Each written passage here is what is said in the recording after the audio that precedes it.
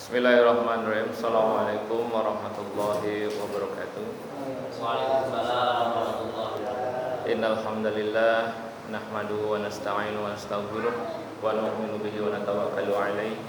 Wassalatu wassalamu ala asrofil anbiya wal mursalin sayyidina wa maulana Muhammadin wa ala alihi wa sahbihi ajmain. Amma ba'du.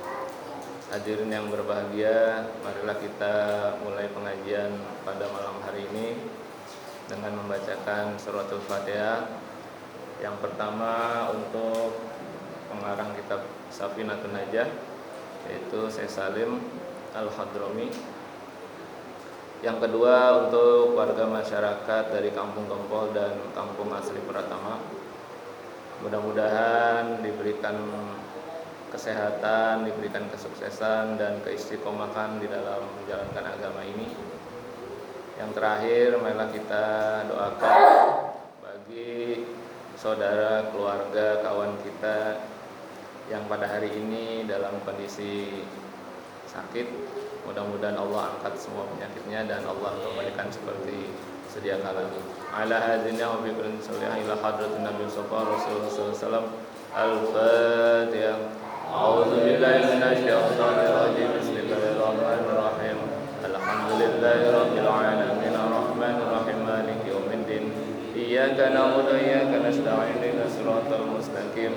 Siratal ladzina an'amta 'alaihim ghairil maghdubi 'alaihim waladdallin. Amin.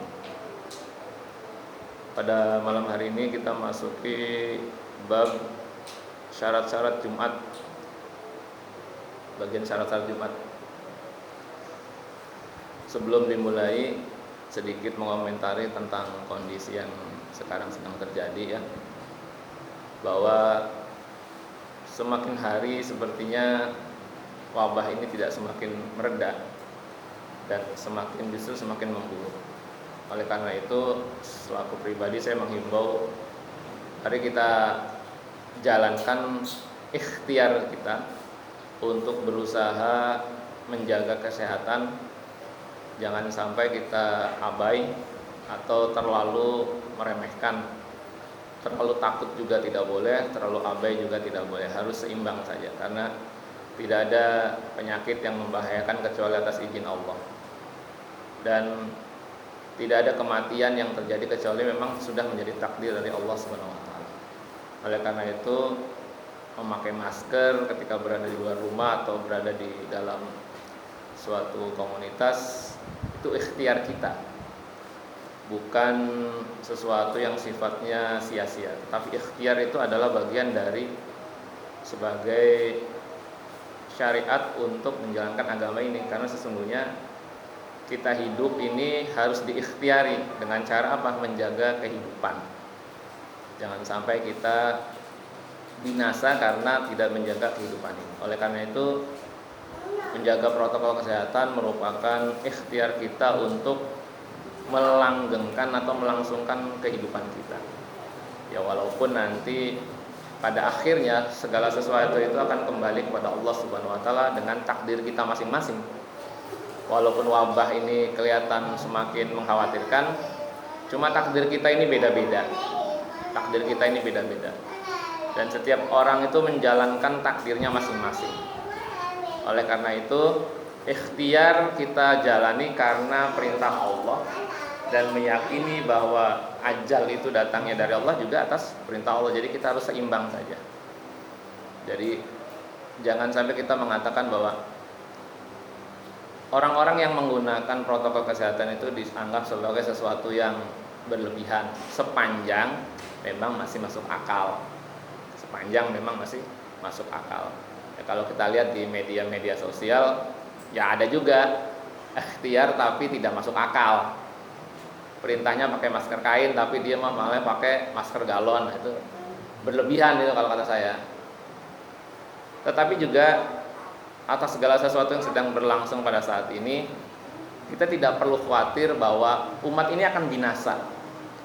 Tidaklah dibinasakan umat akhir zaman ini kecuali memang dengan datangnya hari kiamat. Jadi sehebat apapun penyakit yang muncul di dunia ini tidak akan membinasakan makhluk yang namanya manusia. Hanya saja ketika musibah itu datang, kondisi kita dalam kondisi apa? Kondisi iman atau kondisi yang bukan iman? Ini yang harus kita khawatirkan sesungguhnya. Walaupun negara dalam keadaan tentram, damai, aman, sentosa, kalau kita tidak beriman buat apa? Tetapi kalau negara dalam keadaan kacau balau, darurat, tetapi kita dalam kondisi iman, ya tidak usah khawatir. Karena sesungguhnya perjalanan hidup ini bukan hanya di dunia, tetapi juga ada janji Allah, yaitu di akhirat kelak.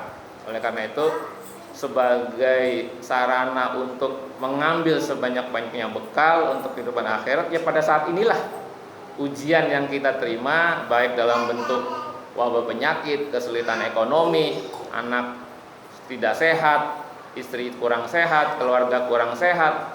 Ini merupakan bagian dari bekal ibadah menuju kepada akhirat, yang pada akhirnya kita akan menemui kepada Allah untuk mempertanggungjawabkan segala sesuatu yang kita lakukan selama hidup di dunia. Kita masuk kepada pembahasan kita, yaitu tentang syarat-syarat sholat Jumat. Bismillahirrahmanirrahim. Faslun, suatu pasal. Surutul Jum'ati, adapun syarat-syarat sholat Jumat. Itu sitatun, ada 6. Antakuna kulluha, yang adanya seluruhnya itu fi waktu zuhri, di dalam waktu zuhur. Jadi seluruh syarat-syarat penyelenggaraan ibadah Jumat itu ketika memasuki waktu zuhur. Batas zuhur itu apa? Ya, batas zuhur itu adalah sebelum masuknya waktu asar. Sebelum masuknya waktu asar, setelah tergelincirnya matahari. Artinya zuhur itu sebetulnya waktu yang panjang. Tetapi dalam mazhab Syafi'i, sholat Jumat dan hampir di semua mazhab meyakini bahwa sholat Jumat itu adanya di awal waktu zuhur. Adanya di awal waktu zuhur. Ada beberapa mazhab yang kurang populer yang menyatakan justru sholat Jumat itu adanya di akhir waktu zuhur. Nah, ini tidak populer pendapat ini di masyarakat Indonesia, adanya di luar negeri. Kayak contohnya Iran itu kalau sholat Jumat itu agak siang sekali ya.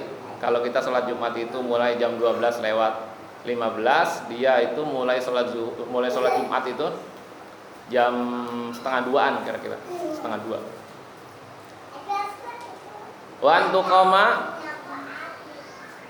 dan adanya didirikannya sholat Jumat tersebut fi khitotil baladi, pada batas negara atau tapal batas negara. Jadi ketika wilayah yang tidak dalam kekuasaan Islam tidak wajib mendirikan sholat Jumat. Ini kalau pakai fikih klasik ya. Kalau pakai fikih klasik. Kalau zaman fikih klasik itu disebutkan bahwa kekuasaan umat Islam itu adalah di mana khalifah memegang kendali atau sultan memegang kendali. Pada saat ini khalifah tidak ada, sultan tidak ada. Maka menjadi kewajiban setiap muslim untuk menegakkan sholat Jumat. Misalnya adanya di Indonesia, berarti sholat Jumat tegak di Indonesia. Kalau adanya di Cina, ya berarti sholat Jumat adanya di Cina. Wa antusola, dan didirikan sholat tersebut jamaatan, dalam kondisi berjamaah. Karena sholat Jumat ini diatur dengan kondisi berjamaah, tidak boleh dalam kondisi munfarid atau sendiri-sendiri. Karena asal kata dari Jumat sendiri adalah kata artinya berkumpul.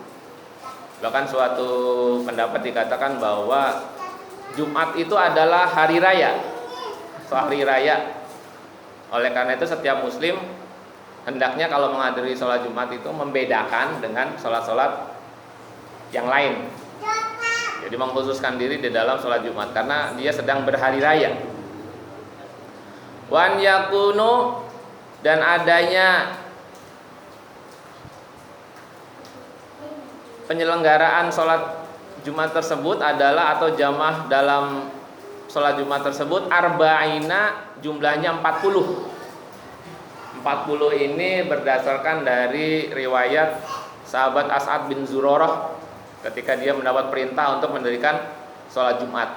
Adapun sholat Jumat yang pertama kali didirikan sebetulnya bukan dari riwayat As'ad bin Zurarah, tetapi dari Rasul sendiri, yaitu di Masjid Quba. Dalam riwayat tersebut diceritakan bahwa yang hadir di dalam sholat Jumat tersebut jumlahnya sangat banyak, lebih dari 100 orang. Maka saya bilang, kalau angka dari jamaah sholat Jumat ini berdasarkan angka 40, maka sebetulnya angka ini bukan angka yang menjadi suatu kepastian, tetapi setidaknya angka 40 adalah angka menunjukkan bahwa suatu komunitas. 40 orang itu berarti adalah suatu komunitas yang lumayan banyak, maka disyariatkan untuk mendirikan sholat Jumat. Ahroron dalam kondisi orang-orang yang merdeka. Jadi angka 40 adalah orangnya semua orang merdeka. Ini zaman dahulu pada saat perbudakan masih terjadi. Kalau pada saat ini ahroron ini dianggap abai.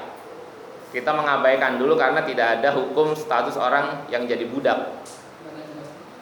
Kapan perbudakan itu dihilangkan?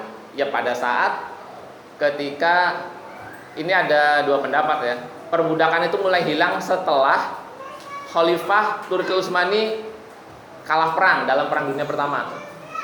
Ini perbudakan itu mulai dihilangkan karena beberapa penguasa Inggris melarang perbudakan. Kemudian ada yang mengatakan bahwa pencetus penghilangan perbudakan adalah Ratu Elizabeth dari Inggris. Kemudian diimplementasikan dalam bentuk pembebasan seluruh budak. Yang sesungguhnya sebetulnya perbudakan ini sudah dihapus oleh Rasulullah sebetulnya. Hanya kita kurang teliti aja. Kalau dalam syariat dalam syariat puasa, kalau di siang hari ada orang yang melakukan hubungan suami istri di siang hari, kan dia kena hukuman kan, kafarat. Kafaratnya apa? Membebaskan budak. Andai kata orang banyak yang melanggar, maka banyak budak yang dibebaskan. Artinya apa? Rasulullah itu sebetulnya sudah mencetuskan pembebasan budak. Cuma tidak bisa frontal, tidak bisa langsung. Kenapa? Pada saat itu sistem belum memungkinkan. Negara Madinah yang Rasul dirikan itu belum memiliki kekuatan untuk bisa menghilangkan perbudakan. Bahkan kasus pembebasan budak dari Arab Saudi sendiri baru terjadi ketika Raja Faisal bertahta. Raja Faisal itu putra dari Raja Saud dari Saudi.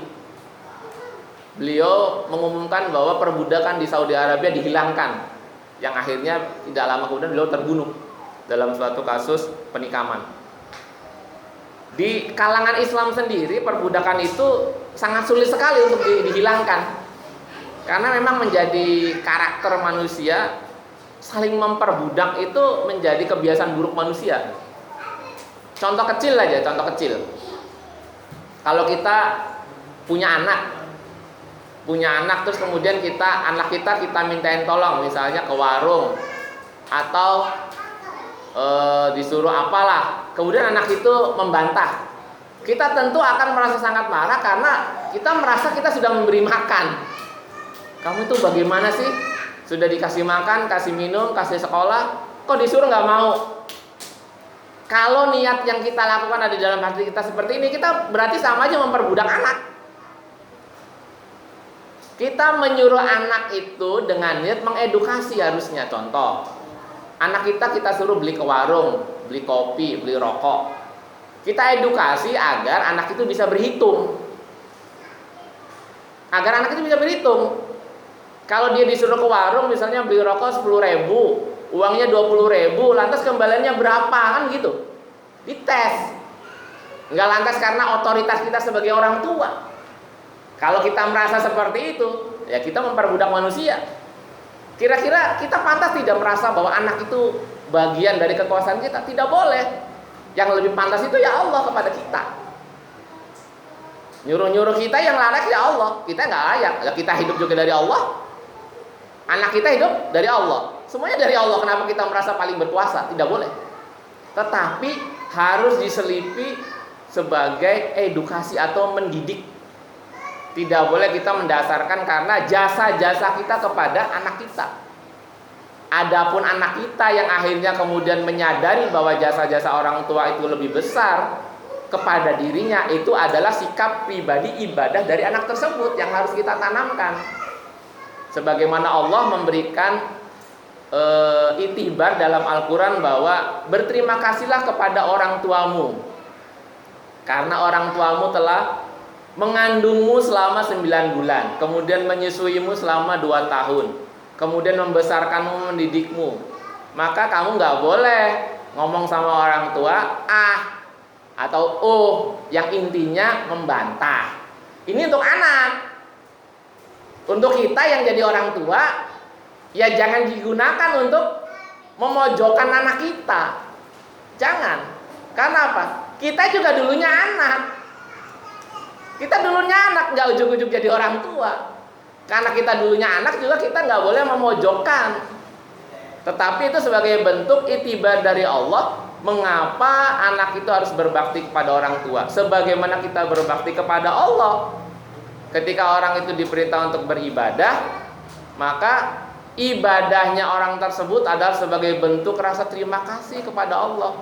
Allah telah menghidupkan dia, Allah telah memberikan rezeki pada dia. Etikanya ya berterima kasih. Terima kasih bagaimana? Ya ibadah gitu. Kayak kita kalau habis ditolong orang kan kita bilang terima kasih. Kalau kita punya kebiasaan memberi sedikit rezeki, ya kita bagi rezeki. Kalau kita punya sedikit makanan, kita bagi makan. Itu etika sebetulnya. Pantasnya itu kayak gitu. Kemudian kita diciptakan sama Allah, pantasnya terima kasih sama Allah gimana? Ya ibadah gitu, pantasnya. Enggak lantas kemudian, lah salah Allah, kenapa bikin saya? Oh, saya nggak kepengen dibikin kok. Ya bukan begitu. Bukan begitu maksudnya. Tetapi etika kita kepada Allah adalah kita mengucapkan terima kasih atas kesediaan Allah mewujudkan kita di dunia ini. Jadi dengan cara apa? Dengan cara beribadah. Oleh karena itu saya menghimbau kepada orang tua ketika kita ini meminta tolong kepada anak-anak dalam bentuk apapun, selalu diniatkan dengan bentuk mendidik, mengedukasi. Jangan sampai kita merasa kita memiliki otoritas sebagai orang tua. Walaupun kita orang tuanya anak tersebut, kita tidak pernah menghidupkan dia, tidak pernah memberi nyawa, dan tidak pernah memberikan kepastian hidup nanti di masa depan. Anak itu nanti di akhirat masuk surga atau masuk neraka. Tetap Allah yang memegang kendali atas semuanya. Oleh karena itu, perasaan menjadi pemilik hakiki dari anak tersebut adalah harus kita hilangkan. Karena itu sebagai bentuk suatu kesombongan. Sebagaimana kesombongannya iblis. Ketika iblis disuruh bersujud kepada Adam sebagai bentuk penghormatan, dia membandingkan dirinya dengan Adam, bukan membandingkan dirinya dengan malaikat, atau membandingkan dirinya dengan Allah yang menyuruh dia.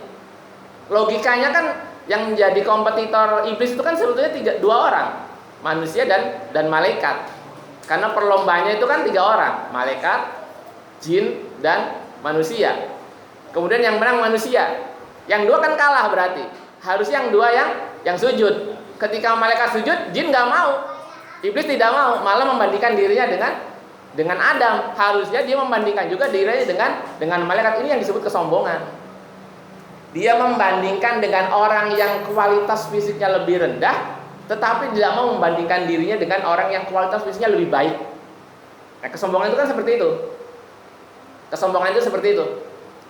Kita membandingkan sesuatu itu dengan orang yang lebih lemah kekuatannya daripada kita, tapi kita tidak pernah membandingkan dengan orang yang lebih kuat daripada kita.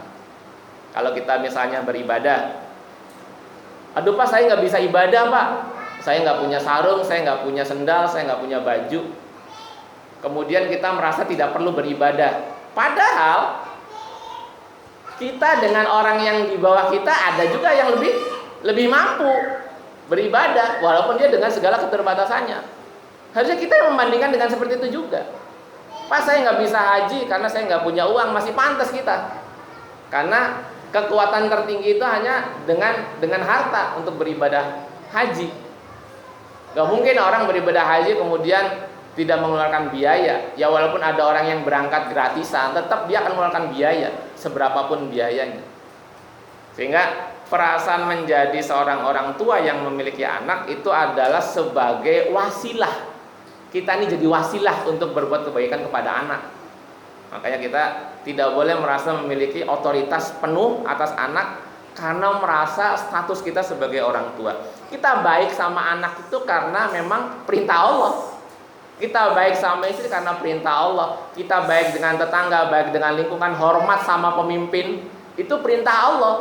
Bukan karena status mereka, bukan. Atau bukan karena derajat kita. Kita hormat sama presiden bukan berarti derajat presiden itu lebih baik, bukan. Tetapi karena memang perintah Allah, kita disuruh taat sama presiden.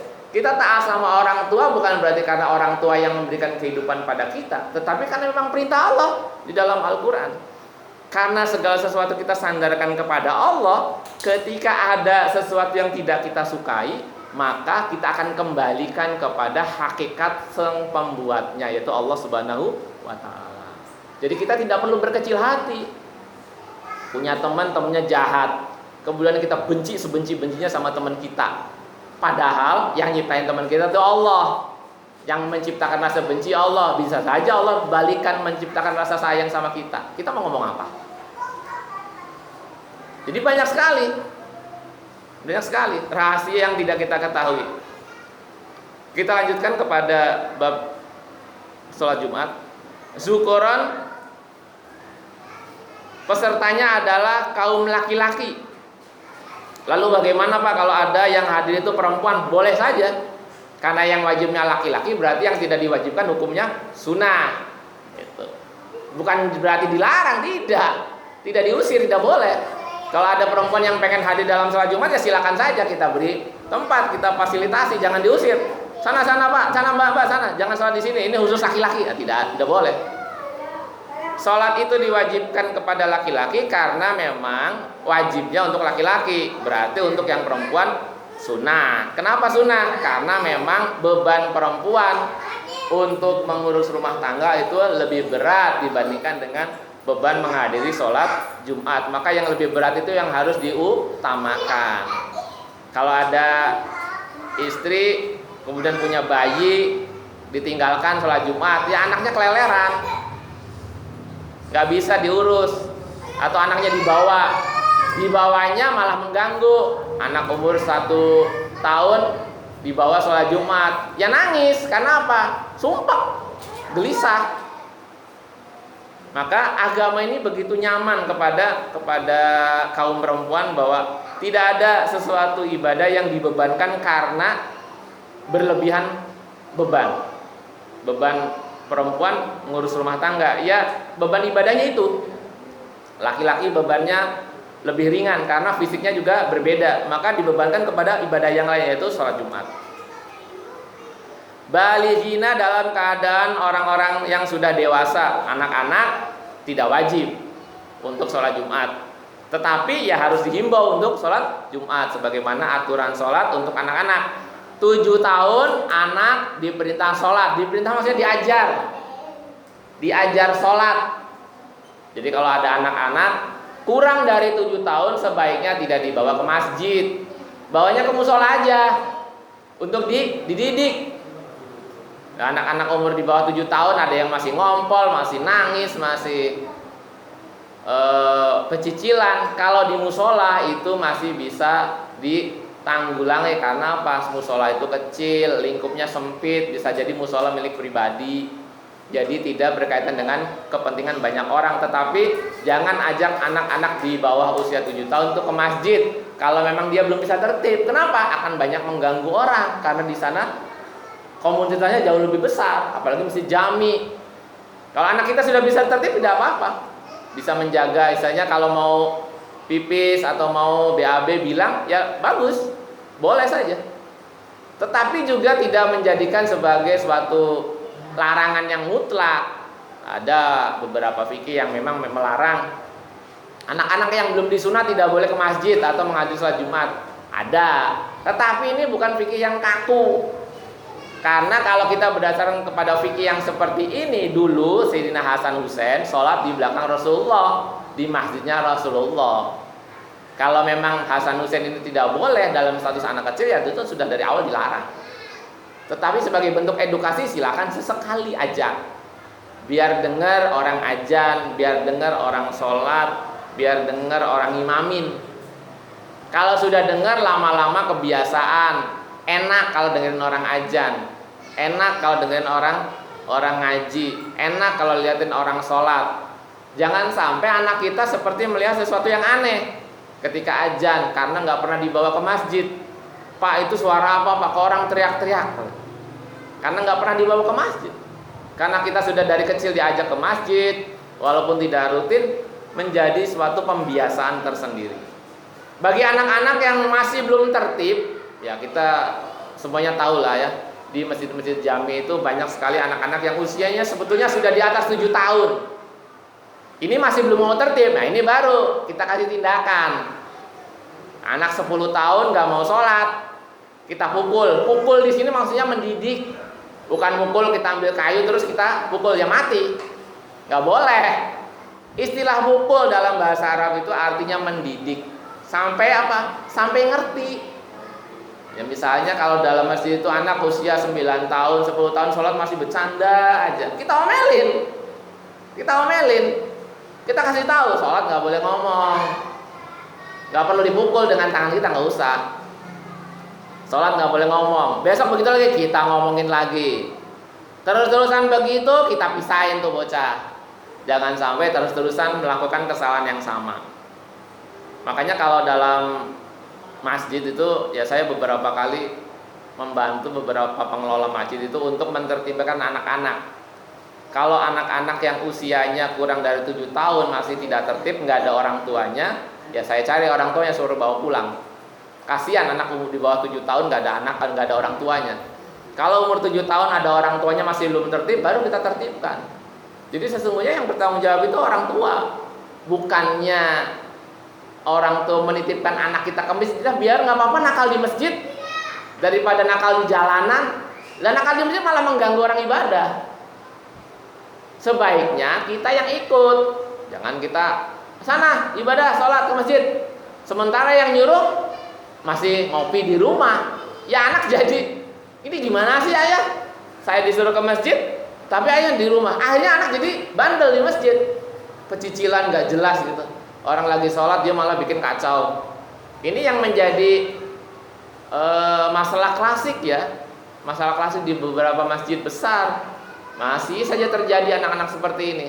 Harusnya apa? Pengelola masjid menyediakan security untuk mengatur ketertiban.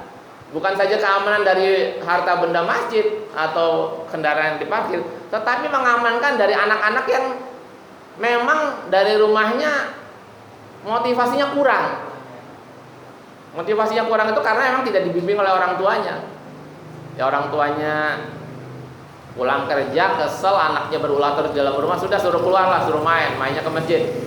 Gak boleh main ke tempat lain. Di masjid malah ganggu orang sholat daripada kesel itu. Pegel aja hatinya kalau ke masjid karena ngeliat kelakuan bocah-bocah kita yang susah diatur. Bukannya jadi menambah kebaikan, jadi sama-sama menambah ketidaknyamanan. Jadi harus ada kerjasama yang baik antara orang tua dengan pengelola masjid. Pengelola masjid harusnya berani menyatakan bahwa anak-anak yang tidak bisa tertib ketika di dalam masjid akan dikeluarkan dari masjid. Harusnya tegas. Dan orang-orang tua yang merasa memiliki anak yang bader atau kurang tertib ya jangan marah. Kalau lagi diajar, ini lagi diajar biar tertib. Nanti kan anak-anak akan ngerti. Oh iya, kalau ke masjid itu harus tertib, harus rapi. Karena nanti akan dikeluarkan dari masjid, tidak boleh datang ke masjid. Jadi perhatian buat mereka. Kalau diumbar terus sampai gede dia bercanda di masjid. Saya sering lihat Pak, orang tua usia 50, 40 di masjid sholat itu masih toel-toelan. Ini kan memalukan. Karena apa? Mungkin dari kecilnya ya diumbar aja. Ya di daerah sini sih saya belum lihat ya. Bisa kecil masih daerah sini saya belum lihat. Ya sepanjang saya belajar ngaji dari mulai Surabaya sampai ke daerah Banten itu ya saya temukan beberapa orang yang sudah tua. Iya, malah bercanda. Ini kan memalukan sekali. Ya ketika kita negur masa ya kita mau ngomelin orang tua. Ya jadi beban juga buat kita. Ya akhirnya karena saya waktu itu masih jadi santri kan, akhirnya saya teliti kan, ngobrol-ngobrol dengan orang yang bercanda tadi. Kecilnya bagaimana Pak, gedenya bagaimana Pak, lalu di masa tuanya bagaimana, yang ngobrol-ngobrol waktu bulan puasa itu. Akhirnya mereka buka diri. Kecilnya itu bader, ya bader diumbar gitu, nggak ada yang ngarahkan. Sampai gede diumbar begitu. Begitu rada tua mulai tobat. Tobatnya nggak ada ilmunya kan akhirnya kan, jadi sesukanya. Ya masih toel-toelan aja kalau sholat. Disuruh ngaji udah nggak kuat, duduk lama-lama, tapi kelakuannya masih kayak bocah. Kita menegur orang tua takut nggak adab, dosa juga kan jadi si malakama gitu. Ya oleh karena itu untuk mencegah kejadian seperti ini, maka saya nggak pernah rugi, nggak pernah bosan, nggak pernah lelah untuk mengarahkan anak-anak biar tertib. Ya walaupun beberapa orang mulai tidak suka dengan gaya saya, ya tidak apa-apa. Yang penting saya sudah menjalankan bahwa kalau ke tempat ibadah itu yang tertib. Ya kita tidak boleh mukul tentunya ya. Kita harus dengan cara yang persuasif. Dengan ucapan lisan kita, dengan sikap kita, dengan kebiasaan kita. Ya kita himbau anak-anak itu jangan pernah bosan, jangan merasa karena itu bukan anak kita, itu kita tidak perlu lakukan, itu salah. Seluruh anak kaum muslimin adalah anak kita. Seluruh anak kaum muslimin adalah anak kita. Menjadi tanggung jawab kita menertibkan mereka, karena mereka pun akan mengejar kita nanti di akhirat. Karena anak saya namanya Sakib, saya hanya nasihatin Sakib aja. Yang lain anaknya orang saya nggak peduli, salah. Di akhirat nanti akan ditanya kaum muslimin itu terhadap anak-anak kaum muslimin yang lainnya. Peduli enggak? Mau enggak mereka ngajar? Mau enggak mereka mendidik? Itu ditanya Pak, jangan dikira enggak. Makanya saya enggak akan milih-milih kalau sudah di musola. Ayo yang tertib. Anak siapapun, ayo yang tertib. Bareng-bareng kita ibadah, bareng-bareng nyembah Allah. Jangan sampai kita menjadi orang-orang yang justru malah kesalahan di dalam rumah Allah. Mustautinina, orang-orang yang hadir dalam sholat Jumat adalah orang-orang yang memiliki ketetapan hati untuk tinggal selama-lamanya dalam satu wilayah. Jadi orang yang tinggal sementara, walaupun bukan musafir, tinggal sementara. Kalau ditanya, Pak, Bapak mau tinggal di sini selamanya Pak? Oh enggak, saya tinggal di sini karena saya ada proyek ini sama Bapak Anu. Sampai beberapa bulan lah proyeknya akan berjalan. Berarti ini bukan mustautin, namanya mukim. Orang bukan mustautin tidak mengesahkan sholat Jumat jumlah 40. Jadi kalau dia sholat Jumat, hendaknya dia menjaga jarak di shaf 2. Atau kalau dia tidak bisa menjaga jarak di shaf 2, dia berada di sisi kanan atau sisi kiri shaf 1. Jangan berada persis di belakang imam karena dia mukim, orang mukim. Tetapi kalau kita sebagai orang yang mustautin, ya kita terhitung sebagai orang yang mengesahkan sholat Jumat tersebut. Kita lanjutkan nanti pada pekan berikutnya karena waktu Isya sudah tiba. Mudah-mudahan apa yang saya sampaikan ini bermanfaat. Apabila ada benarnya semata-mata dari Allah Subhanahu wa taala, dan apabila ada salahnya dan kekeliruannya semata-mata dari kelemahan diri saya pribadi. Allahumma minkum subhanaka Allahumma wa bihamdika asyhadu an la ilaha illa anta astaghfiruka wa atubu ilaik. Assalamualaikum warahmatullahi wabarakatuh.